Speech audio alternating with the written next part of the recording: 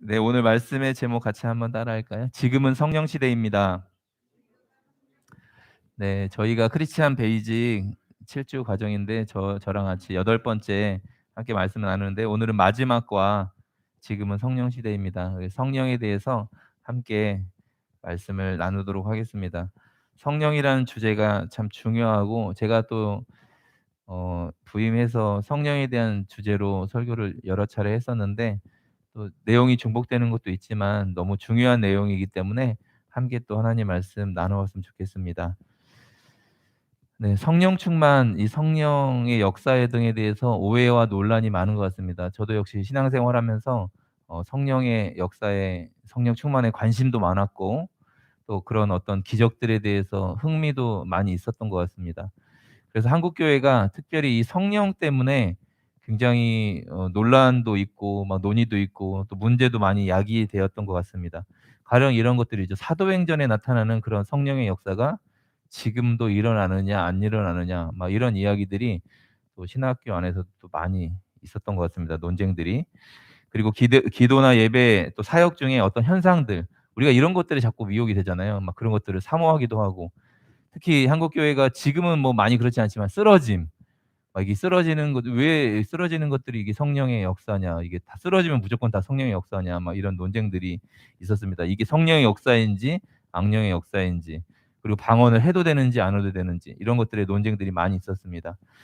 그런데 이런 논쟁들의 많은 부분들이 성경이 뭐라고 말씀하느냐가 아니라 각자가 경험했던 거, 각자가 느꼈던 것들이 이런 논쟁 속으로 이렇게 계속 이끌어오는 거예요. 그러니까는 왜 이런 것들이 논쟁이 되냐면 성령의 역사는 많이 나타나는데 그 사람의 삶은 또는 인격적으로 형편이 없더라. 성령에 충만한 사람인데 교회를 막 시끄럽게 하거나 뭐 그 많이 그렇진 않지만 간혹 담임 목사님을 막 깎아내린다거나 목회자들보다 자기가 더 뛰어나다고 막 이렇게 생각하는 일들이 간혹 있었던 것 같습니다. 왜 그러냐면 내가 경험하고 내가 직접 보았기 때문에 그건 말씀과 상관없이 그건 성령님의 역사가 분명하다라고 자기가 경험한 것들을 가지고 주장하는 것입니다.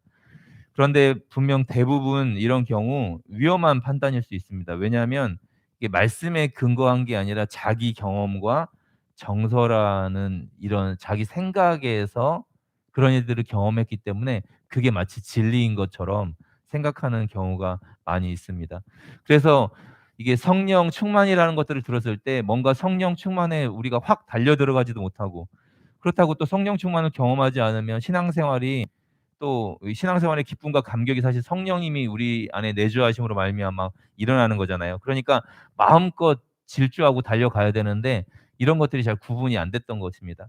그래서 오늘 성령님이 어떤 일을 하시는지 또 성령님의 역사가 어떤 것들인지 올바로 깨닫고 그러니까 성령님이 막 이런 것들이 많았던 것 같아요. 막 "성령 받아라." 막 기도원 집회나 막 이런 부흥회 때 보면 막 "성령 받아라." 막 성령이 막 우리가 뭐 받고 우리가 뭐 이렇게 막 성령을 던지고 막 이런 느낌으로 우리가 어떤 파워 같은 느낌으로 막 우리가 생각을 했었는데요. 그런 것이 아니라 성령 충만이라는 말은 예수 그리스도의 영이 우리 안에 충만하다라는 말입니다. 우리가 뭐 소유하고 우리가 뭐 갖고 우리가 소유권을 주장할 그런 대상이 아니라 성령 충만이라는 것은 내 안에 예수 그리스도의 영이 충만하다는 말입니다.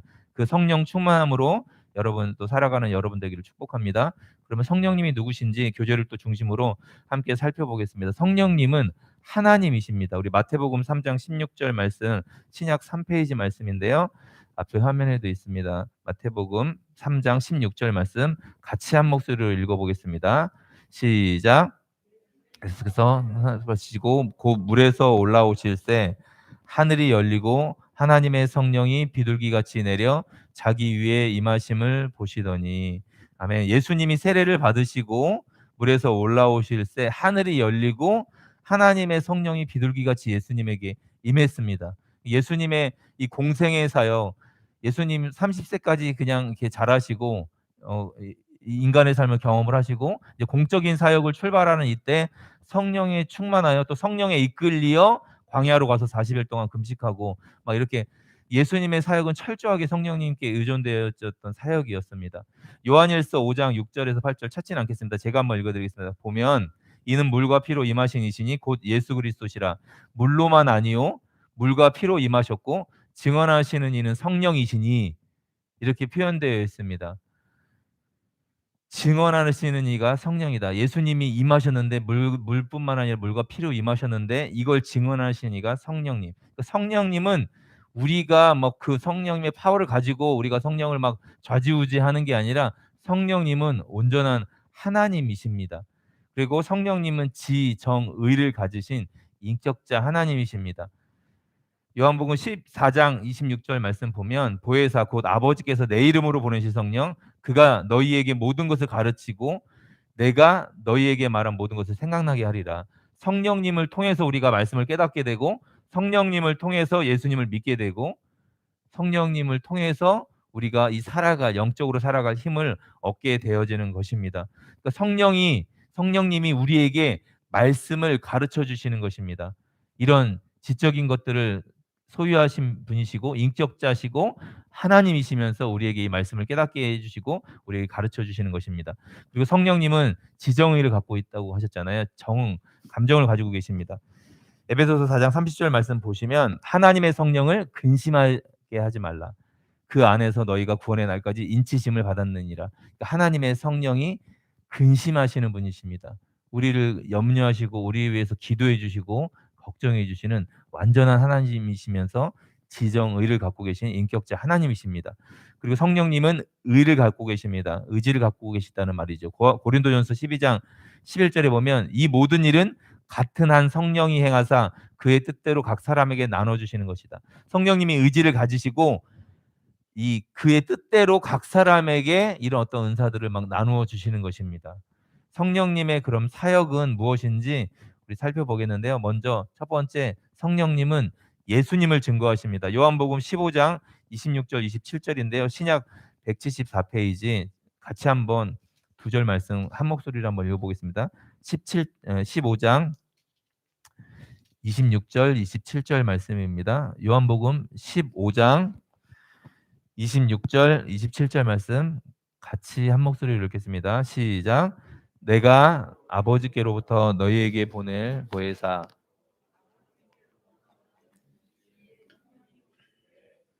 그 나를 증언하실 것이요 너희도 처음부터 나와 함께 있었으므로 증언하였느니라. 아멘. 26절 말씀 보면 내가 아버지께로부터 너희에게 보낼 보혜사 곧 아버지께로부터 나오시는 진리의 성령이 오실 때 그가 나를 증언하실 것이요. 예수님이 하시는 말씀인데 아버지께로부터 나오시는 진리의 성령이 나를 증언할 거다. 그러니까 성령님은 철저하게 예수님을 증언하십니다. 예수님을 증거하십니다. 그러니까 성령님이 역사하는 곳에 어떤 현상만 나타나는 것이 아니라 예수님의 십자가가 뚜렷하게 나타납니다. 그러니까 그런 곳이 성령이 역사하는 곳에는 반드시 회개가 일어나고 죄에 대한 이 회개. 그러니까 성령이 죄에 대하여 의에 대하여 심판을 하신다고 16장 8절에 말씀하시잖아요. 그러니까 성령님이 역사하는 곳에 성령의 사역에는 어떤 현상만 일어나고 예수님께 돌아오는 일이 일어나지 않는다. 그 사람을 회개케 하지 못한다. 이러면 우리가 깊이 한번 생각해 봐야 됩니다.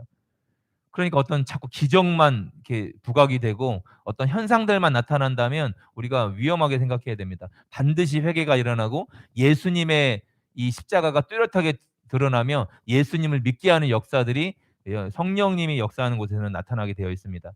그래서 사도행전 1장 8절에도 보면 오직 성령이 너에게 임하시면 예루살렘과 온 유대와 사마리아와 땅끝까지 이르러 누구의 증인? 내 증인이 되리라. 예수님의 증인이 된다고 말씀하고 있습니다. 그러니까 성령이 역사하면 예수 그리스도가 증거되는 것입니다. 성령님의 사역 두 번째는 말씀을 깨닫게 해 주십니다. 우리 오늘 본문 말씀인데 같이 한번 읽어보겠습니다. 시작.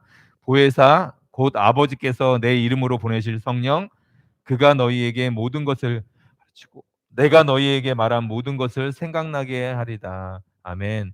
신약 174페이지였는데 요한복음 14장 26절 보혜사 곧 아버지께서 내 이름으로 보내실 성령 예수님의 이름으로 보내실 그 성령님이 모든 것을 가르치시는데 어떤 걸 생각나게 하시냐면 내가 너희에게 말한 모든 것을 생각나게 하리라. 그러니까 성령님이 역사하셔서 이 성경 말고 새로운 말씀이 지금 66권 이 우리가 갖고 있는 성경 말고 지금 성령님이 나에게 새로운 말씀을 하셨다라고 하면 반드시 이건 의심을 해야 됩니다. 이건 이단일 가능성이 거의 99.9%입니다. 성령님이 새로운 말씀을 우리에게 주시는 게 아니라 그러니까 이거보다 그러면 그 말씀을 더 막 권위적으로 두거든요. 새로운 말씀을 성령님이 나에게 주셨다. 보통 뭐 교주에게 그런 걸 줄 거 아니에요. 그러니까 이제 이 말씀을 생각나게 하시는 거예요. 성령님이 역사하는 곳에 새로운 말씀이 막 나타나는 게 아니라 성령님은 독단적으로 새로운 말씀을 하는 게 아니라 예수님의 말씀을 하나님의 말씀을 우리에게 생각나게 해 주시고 깨닫게 해 주시고 적용하게 해 주시고 회개케 하시는 것입니다. 요한복음 16장 13절 14절 말씀에 보면 진리의 성령이 오시면 그가 너희를 모든 진리 가운데로 인도하시리니 그가 스스로 말하지 않고 오직 들은 것을 말하며 장래일을 너희에게 알리시리라. 그가 내 영광을 나타내리니 예수님의 영광을 나타냅니다. 내 것을 가지고 너희에게 알리시겠습니다. 이렇게 요한을 통해서 반복적으로 하나님이 말씀해 주셨습니다. 진리의 성령이 오시면 철저하게 예수님의 영광이 나타나고 예수님의 말씀을 떠오르게 하시는 것입니다. 요한복음 16장 13절 14절에도 이것들을 설명하고 있습니다. 지금 너희에게 예수님이 이를 말씀이 너무 많은데 제자들에게 이제 마지막 강화를 하시면서 가르침을 하시면서 내가 지금 너희에게 말하고 싶은 게 너무 많은데 지금은 깨닫지 못한다. 그러나 진리의 성령이 오시면 모든 것들이 생각나게 될 것이다. 내가 너희에게 말한 모든 것들이 깨달아질 것이다. 라고 말씀을 하시는 것입니다. 그리고 성령님의 사역 첫 번째는 예수님을 증거한다고 말씀을 했고 두 번째는 말씀을 깨닫게 한다고 했습니다. 그리고 세 번째 정말 중요한 거 예수님을 믿게 하십니다. 우리 고린도전서 12장 3절인데요. 신약 277페이지입니다. 고린도전서 12장 3절 말씀 신약 277페이지 같이 한번 우리 읽어보겠습니다. 고린도전서 12장 3절 말씀입니다. 같이 한번 읽겠습니다. 시작. 그러므로 내가 너희에게 알리노니 하나님의 영으로 말하는 자는 하지 아니하고 또 성령으로 아니하고는 누구든지 예수를 주시라 할 수 없느니라. 아멘. 하나님의 영으로 말하는 자는 누구든지 예수를 저주할 자라 하지 아니하고 또 성령으로 하지 아니하고는 누구든지 예수를 뭐라고 할 수 없느니라? 주라고 할 수 없다. 주시라 할 수 없다. 그러니까 예수님이 저의 주인입니다. 저의 주님이십니다. 저의 주인이십니다. 라는 고백은 성령을 통해서 하는 고백이지 이건 사람의 어떤 실력이나 사람의 성향으로 할 수 있는 고백이 아닙니다. 그러니까 우리가 가끔 뭐 이제 믿지 않는 사람들하고 이렇게 만나거나 또 이제 믿지 않는 친구들을 만날 때 가끔 이런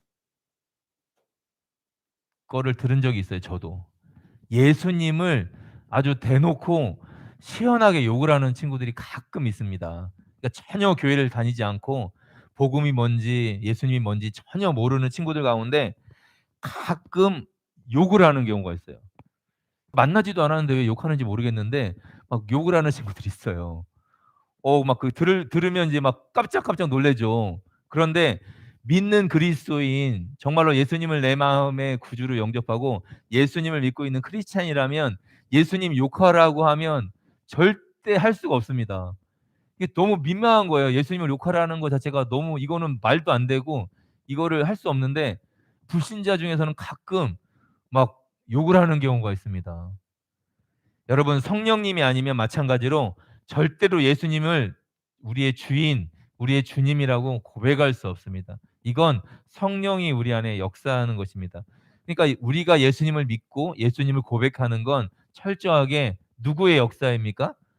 성령님의 역사이신 것입니다. 성령님의 사역 네 번째는 예수님이 하라고 하신 사역을 하는 것입니다. 요한복음 5장 30절 말씀인데 제가 한번 읽어드리겠습니다. 내가 아무것도 스스로 할 수 없노라. 듣는 대로 심판하노니 나는 나의 뜻대로 하려 하지 않고 나를 보내신 이의 뜻대로 하려 함으로 내 심판은 의로우니라 라고 기록되어 있습니다. 우리가 앞에서 살펴봤던 것처럼 요한복음 16장 14절에도 그가 내 영광을 나타내리니 내 것을 가지고 너희에게 알리시겠습니다. 그러니까 철저하게 성령님이 단독적으로 사역하는 게 아니라 예수님을 증거하는 사역, 주님, 그러니까 자기의 뜻이 아니라, 그러니까 예수님은 철저하게 성령님의 의지에서 사역을 시작하셨고 철저하게 예수님을 증거하셨습니다. 예수님의 영광을 나타내셨습니다. 그렇다면 이 성령님의 사역에 이런 것들이 있는데, 성령님의 기름 부으심이 언제 나타나는지 여러 가지 경우가 있는데 몇 가지만 살펴보도록 하겠습니다. 우리 다 같이 한번 신약 205 페이지에 사도행전 10장 44절 45절 말씀 같이 한번 찾아보겠습니다. 사도행전 10장 44절 45절 말씀입니다.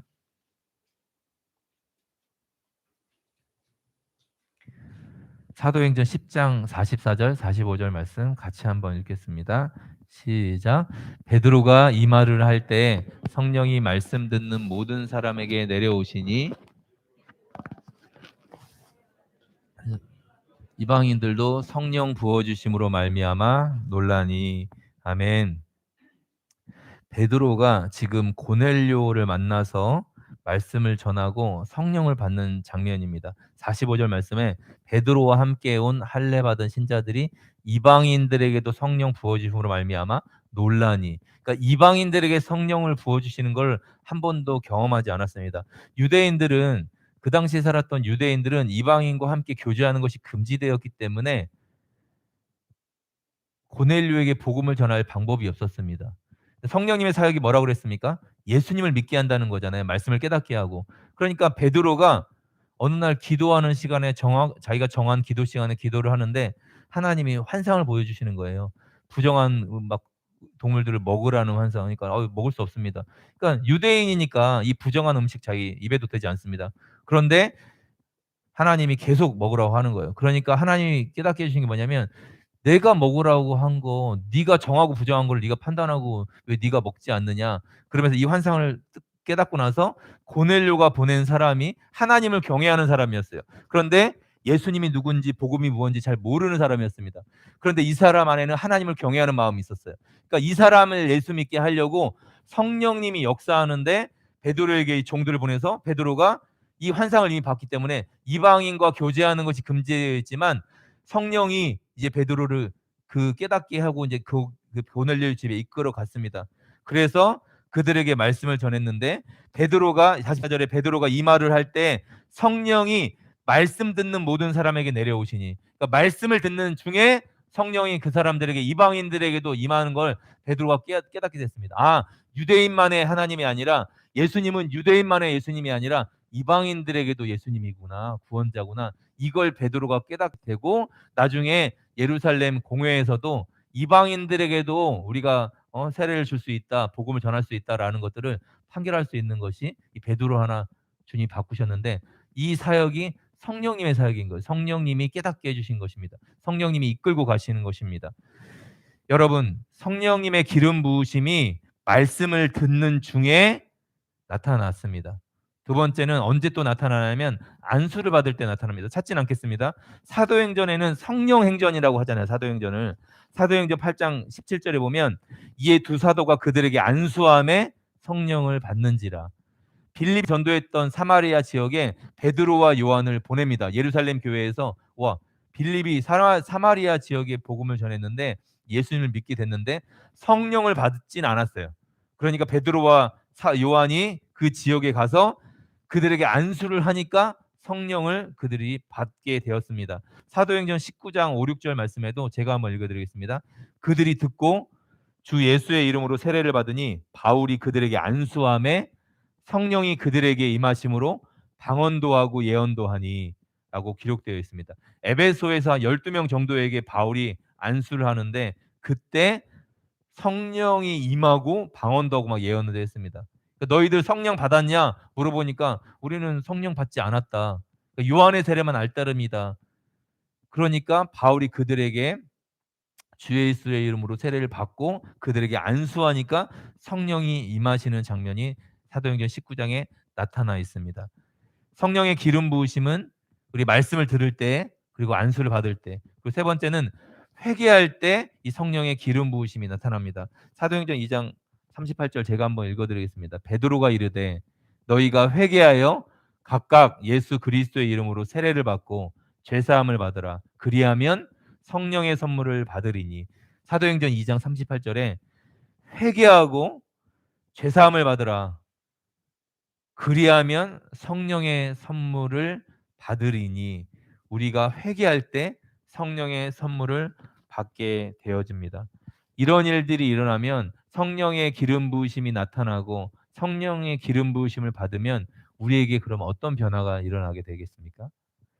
첫 번째로는 속사람이 강건해집니다. 우리 말씀 같이 한번 찾아보겠는데요. 에베소서 3장 16절입니다. 신약 312페이지 에베소서 3장 16절 말씀.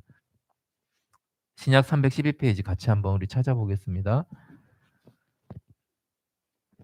에베소서 3장 16절 말씀입니다. 같이 한번 읽겠습니다. 시작. 그의 영광의 풍성함을 따라 그의 성령으로 말미암아 강건하게 하시오며. 아멘. 그의 영광의 풍성함을 따라 그의 성령으로 말미암아 너희 속사람을 능력으로 강건하게 하시오며. 성령님이 우리의 외적인 상태를 강하게 하는 게 아니라 우리의 속사람을 능력으로 강건하게 하시는 것입니다. 대개 우리가 신앙생활을 하면서 우리가 삶을 살아가면서 무너지는 것이 속사람이 이 문제입니다. 대개 무너지는 것은 우리의 속사람입니다. 그러니까 성령의 능력으로 말미암아 우리의 속사람을 강건하게 하시는 것입니다. 그러니까 성령의 기름 부으심을 받으면 우리에게 어떤 변화가 일어나냐면 우리의 속사람이 강건해지는 것입니다. 그러니까 어떤 외적인 환난이나 고통이 우리에게 와도 우리의 속사람이 능력으로 강건하게 되어지면 그런 환난이나 시험을 능히 이겨나갈 수 있는 힘을 성령님이 우리 안에 내주하셔서 그 일을 하게 하시는 것입니다. 성령님이 우리의 속사람을 강건하게 해 주십니다.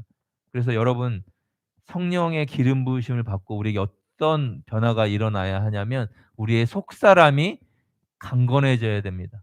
어떤 풍파에도 어떤 시험이나 환난에도 흔들리지 않으려면 우리의 속사람, 그러니까 우리가 먼저 무너지는 것이 우리의 마음인 거잖아요. 우리의 속사람인 거잖아요.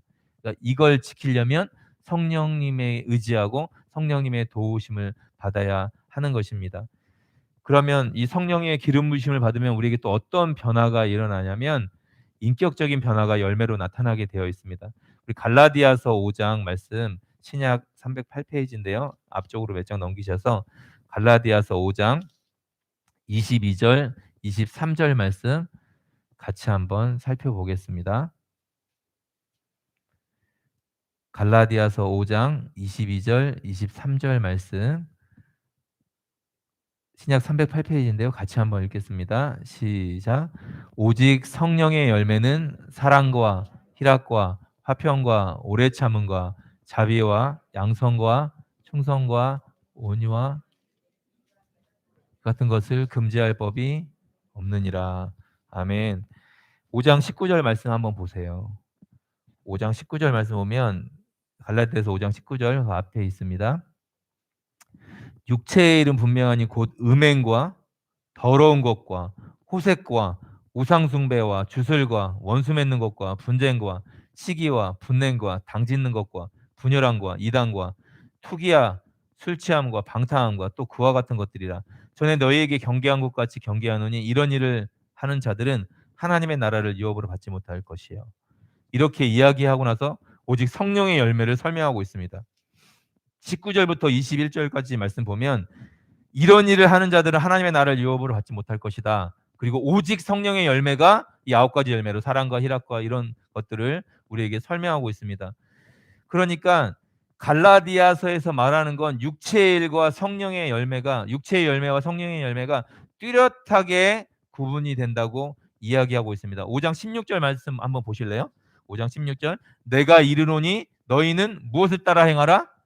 성령을 따라 행하라. 그리하면 무엇의 욕심을 육체의 욕심을 이루지 아니하리라. 그러니까 성령을 따라 행하지 않으면 우리가 육체의 일이 나타난다는 것입니다. 육체의 일이 분명하잖아요. 곧 음행과 더러운 것과 호색과 우상숭배, 시기, 분쟁.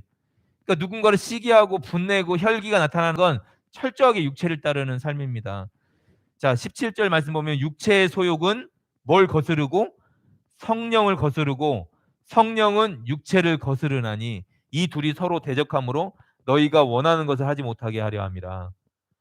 만일 너희가 성령의 인도하시는 바가 되면 율법 아래에 있지 아니하리라. 그러니까 철저하게 성령의 삶과 육체의 삶이 서로 거스르고 서로 대적한다고 지금 갈라디아서에서 설명하고 있습니다.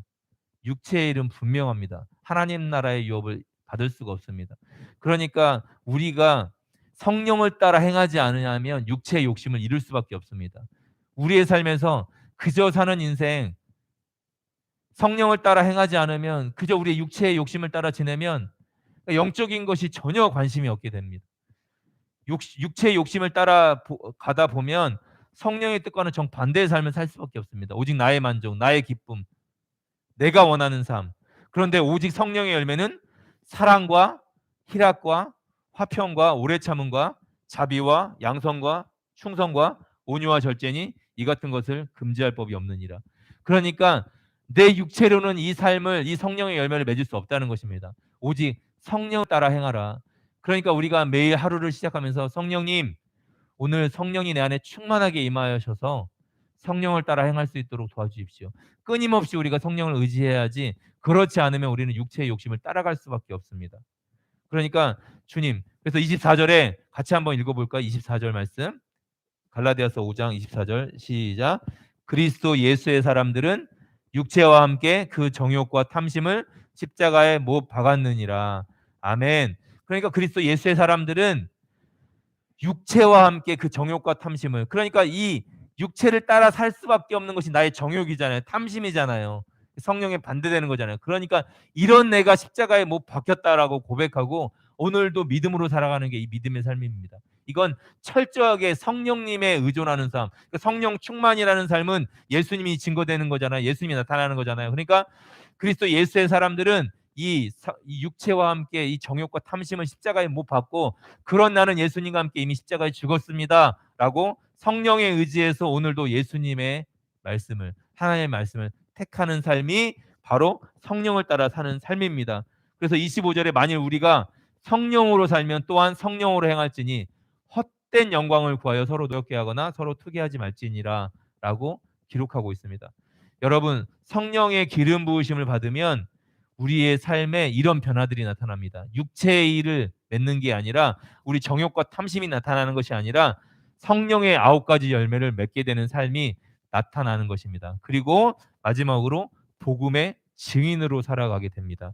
오직 성령이 너희에게 임하시면, 기름 부으심을 받으면 너희가 권능을 받는데, 이건 나를 위해 쓰는 게 아니라 예루살렘과 온 유대와 사마리아와 땅끝까지 예수님의 증인이 되려고 살아가시는 것입니다.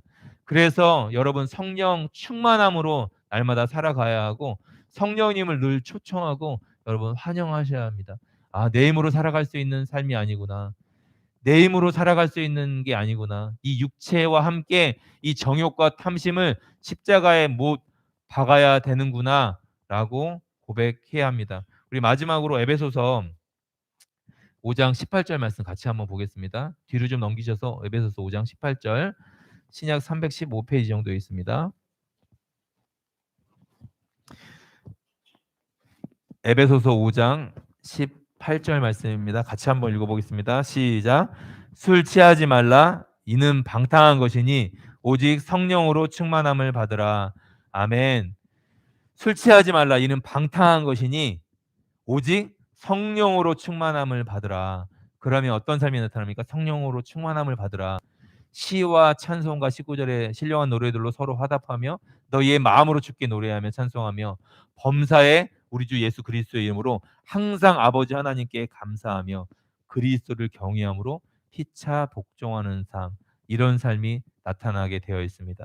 성령의 충만함을 받으면 항상 모든 일에 우리 주 예수 그리스도의 이름으로 항상 하나님 아버지께 감사하는 삶, 삼위일체 하나님께 영광을 돌리는 삶이 어디서부터 시작되냐면 성령의 충만함을 받았을 때 그 삶이 예수 그리스도로 말미암아 하나님 아버지께 감사하는 삶을 돌릴 수 있는 것입니다. 말씀을 정리하겠습니다. 여러분, 우리의 힘으로, 우리의 육체로 살아갈 수 있는 삶이 아닙니다. 신앙생활은 내 힘으로 살아갈 수 있는 길이 아닙니다.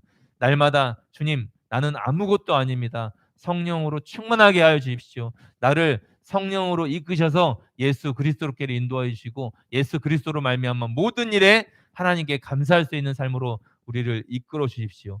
성령님의 도우심을 날마다 의지하셔야 합니다. 이번 한 주간도 그렇게 성령 충만한 가운데 다른 것 아니라 성령 충만하여서 예수님의 증인이 되는 여러분 한 사람 한 사람 되기를 주님의 이름으로 축원합니다.